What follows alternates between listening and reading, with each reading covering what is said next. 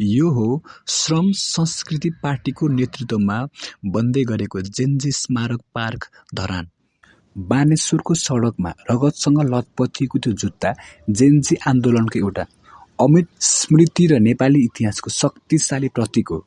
ढुङ्गाका शालिकहरू त धेरै बन्छन्, तर सडकमा रगतको आहालमा भेटिएको त्यो वास्तविक जुत्ताले शहीदहरूको वास्तविक पीडा र उनीहरूको अन्तिम सङ्घर्षलाई झल्काउँछ। यसले आउने पुस्तालाई सधैँ यो सम्झना गराउनेछ कि हामीले आज उपभोग गरिरहेको अधिकारको जगमा कसैको अपुरो सपना र बगेको रगत छ। यो जुत्ता क्रूर शासकको प्रमाण बन्नेछ र भविष्यका दमनकारी सरकारहरूलाई झकझक्याउँदै सत्ताको उन्माद विरुद्ध चेतावनी दिनेछ र आउने पुस्तालाई शहीदको सपना बिर्सन नदिने नैतिक पहरेदारको भूमिका निर्वाह गर्नेछ। अन्ततः यसले राजनीतिलाई सही बाटोमा निर्देशित गर्दै न्याय र परिवर्तनको एउटा जीवित मार्गदर्शकको रूपमा इतिहासमा स्थान पाउनेछ।